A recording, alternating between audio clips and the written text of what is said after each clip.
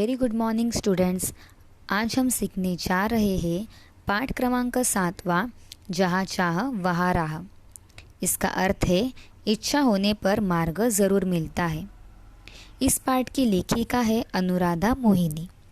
उनका जन्म 21 सितंबर 1961 नागपुर, महाराष्ट्र में हुआ। अनुवाद के क्षेत्र में अनुराधा मोहिनी जी ने अमूल्य योगदान दिया है तथा उन्होंने विविध पारिभाषिक कोशों की निर्मिति में सहभाग लिया है।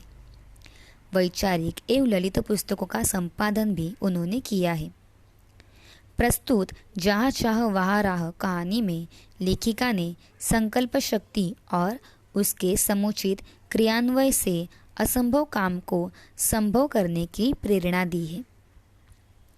तो चलिए तो फिर इस कहानी को सीखने का मज़ा लेते हैं। येसबा गांव की पाठशाला की घंटी बजी। उसी वक्त बहुत जोर से धुआंधार बरसात हो रही थी। उस जोर की वर्षा के कारण प्रार्थना जो है वो मैदान पर न होकर कक्षा में संपन्न हुई। उपस्थिति लेते हुए गुरुजी ने देखा कि आज कक्षा में बहुत कम विद्यार्थी है। गुरुजी ने विद्यार्थियों से पूछा, आज इतने विद्यार्थियों के अनुपस्थित रहने का क्या कारण है? तभी सब ने एक स्वर में उत्तर दिया, वही नाला गुरुजी। येसबा गांव के ठीक बीच से एक नाला बहता था। गांव की बस्ती नाले के एक तरफ थी, पाठशाला और खेत दूसरी तरफ थे। बरसात के दिनों में नाले में कई बार 4 से 5 फीट तक पानी भर जाता था। बड़े बुजुर्ग तो किसी तरह अपने गाय बैलों के साथ नाला पार कर खेतों में चली आते, किंतु पाठशाला आने के लिए नाला लांघना विद्यार्थियों के लिए संभव नहीं था।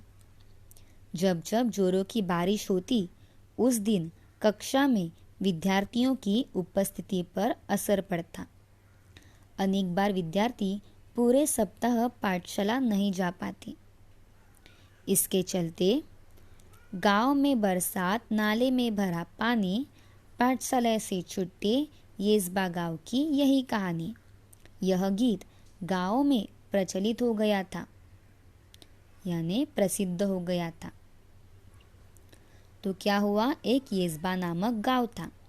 उस गांव के पाठशाला जाने के रास्ते पर एक नाला था और बरसात के मौसम में उस नाले में कई ज़्यादा पानी आ जाता था और उस नाले को पार करके पाठशाला जाना विद्यार्थियों के लिए असंभव था। वह काम बहुत मुश्किल था। इसी कारण पाठशाला में विद्यार्थियों की अनुपस्थिति बढ़ रही थी और उनकी पढ़ाई पर बहुत बुरा असर प्रभाव पड़ रहा था। पर वो सब करते क्या? उस पे कोई मार्ग, इस परेशानी का कोई उपाय नहीं था, कोई हल नहीं था। मार्ग असंभव था। असंभव शब्द में मूल शब्द संभव होता है।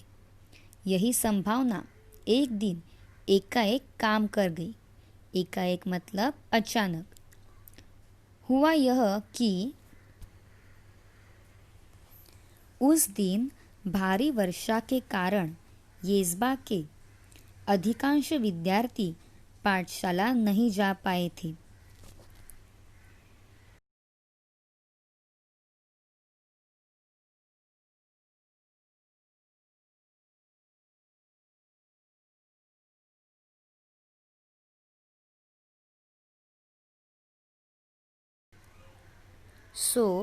दोपहर के बाद बरसात थोड़ी रुकने पर चौपाल में बरगद के पेड़ के नीचे चबूतरे पर बैठे वे आपस में बातचीत कर रहे थे।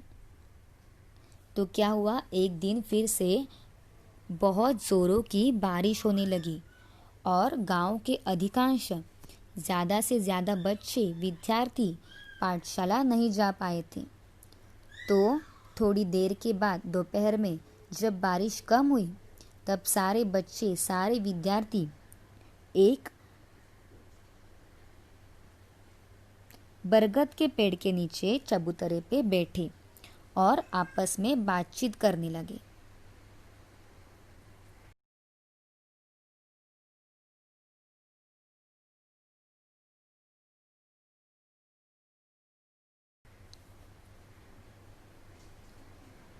तभी तुषार ने कहा, अरे इस बरगद के पेड़ में भूत है, यहाँ क्यों बैठे हो?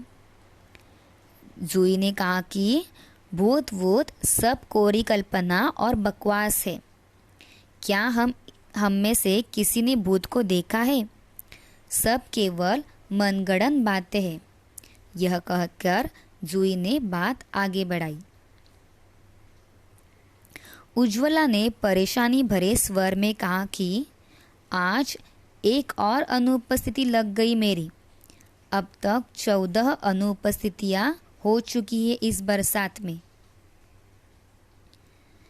तभी शुभम ने कहा कि मेरी तो कुल उपस्थिति ही शायद 14 होगी, और यह बात कहकर सब लोग हंस पड़े। लेकिन क्या हम हर बरसात में ऐसे ही चर्चा करते रहेंगे और अपनी पढ़ाई का नुकसान होने देंगे? क्या हम ऐसे ही हाथ पर हाथ धरे बैठे रहेंगे? यह बात आशीष ने गंभीर स्वर में पूछा। तुषार ने कहा, हम कर भी क्या सकते हैं, हम तो बच्चे हैं। सच कहा तुषार तूने। हम बच्चे कर भी क्या कर सकते हैं, हम बच्चे कर भी क्या सकते हैं। इस वाक्य को गीत बनाकर एक साथ तालियां बजाकर वहां बच्चे जोर जोर से हंसने लगे। तभी दामिनी का आत्मविश्वास भरा स्वर बोला कि हंसो मत, कोई कुछ कर सकता है तो वह हम है। मतलब अगर कोई कुछ कर सकता है तो वह हम ही है। हर समस्या का निदान, हर समस्या का हल संभव है। प्रकृति ने विचार करने के लिए हमें बुद्धि दी है। मुझे विश्वास है कि हम सब मिलकर विचार करेंगे तो कोई न कोई रास्ता अवश्य मिलेगा। कोशिश करने वालों की कभी हार नहीं होती। दामिनी की बातों ने बातचीत का माहौल बदल दिया। हर कोई गंभीर होकर समस्या के हल के बारे में सोचने लगा।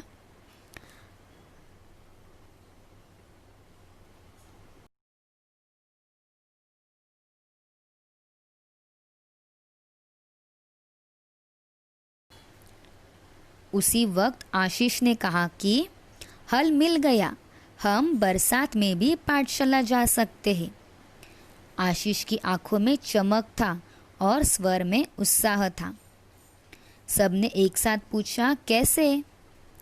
तब आशीष ने उत्तर दिया कि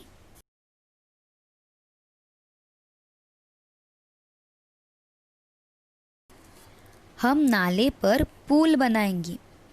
पुल? मित्रों ने स्वर में आश्चर्य को भांपकर आशीष ने आत्मविश्वास पूर्वक उत्तर देते हुए कहा, हाँ पुल।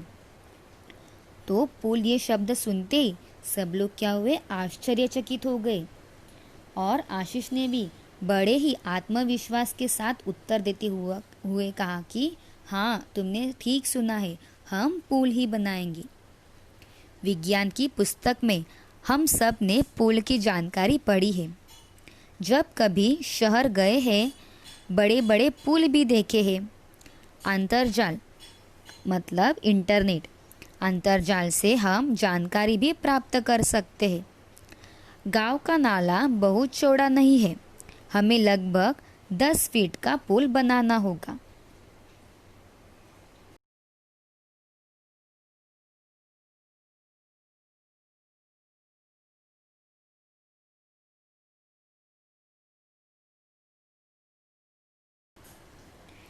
यह सब बातें बच्चों में हो रही थी और इस पुल बनाने का विचार जंगल की आग की तरह येज़बा गांव में फैल गया। मतलब जैसे जंगल में लगी आग पूरे जंगल को फैला देती है, वैसे ही पुल बनाने की यह बात येज़बा गांव के लोगों में फैल गई। हर व्यक्ति इस विचार और विद्यार्थियों की हौसले की प्रशंसा कर रहा था। विद्यार्थियों ने छोटे छोटे समूह बनाकर इस प्रकल्प को बारीकियों पर काम करना शुरू कर दिया।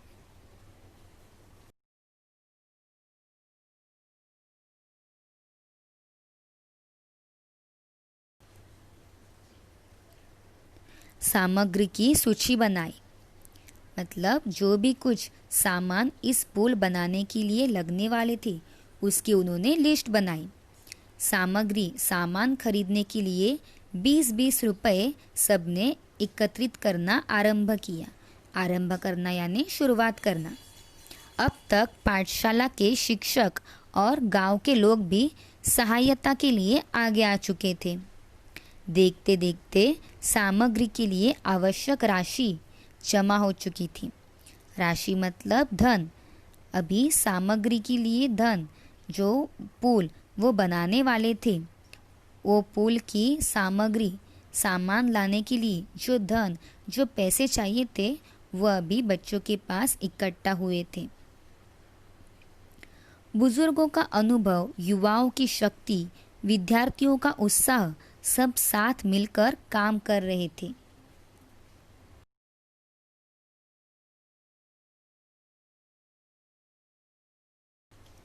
और इस पुल को बांधने के लिए युवाओं से लेकर बुजुर्गों तक सभी लोगों ने विद्यार्थियों का साथ दिया। संगठित प्रयासों से काम आकार देने लगा था। सीमेंट के पाइप खरीदे गए, पत्थर इकट्ठे किए गए, ईंटें आई, बंजर जमीन से मिट्टी खोदी गई। गांव के छगन बाबा नामक एक बुजुर्ग ने प्रचुर मात्रा में रेत उपलब्ध करा दी। पुल बनाने के लिए पूरे गांव के हाथ एक साथ मिट्टी का भराव करने लगे। हर दिन स्वप्नपूर्ति की एक एक कदम बढ़ाने लगा था गांव। अंततः आनंद की वह सुबह भी आ गई।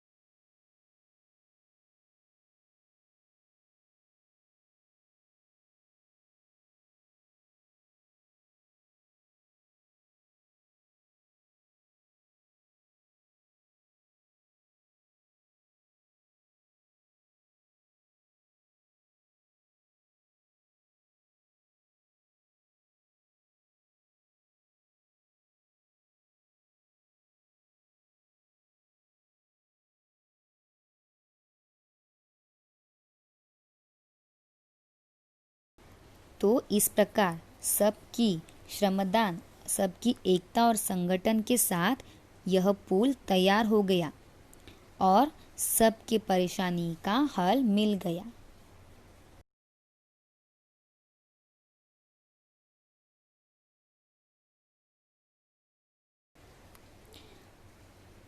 वर्षों की कठिनाइयाँ दूर हो चुकी थी और केवल 15 दिनों में सब ग्रामीणों, गांव के लोगों ने और विद्यार्थियों के सामूहिक श्रमदान से यह पुल अभी तैयार हो चुका था।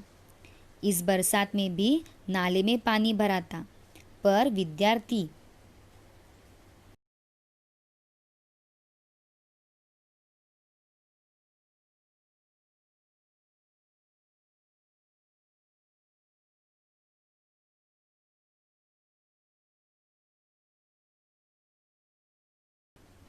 हंसते हंसते पुल से पाठशाला की राह जाने लगी। पुल भी विद्यार्थियों के हौसले को दाद देता, मानो मन ही मन यह कहता कि जहाँ चाह वहाँ राह। जूही ने अपने बड़े भाई की सहायता से पुल उद्घाटन का वृत्तांत बनाया और संगणक की सहायता से शिक्षा निरीक्षक के सामने प्रस्तुत किया।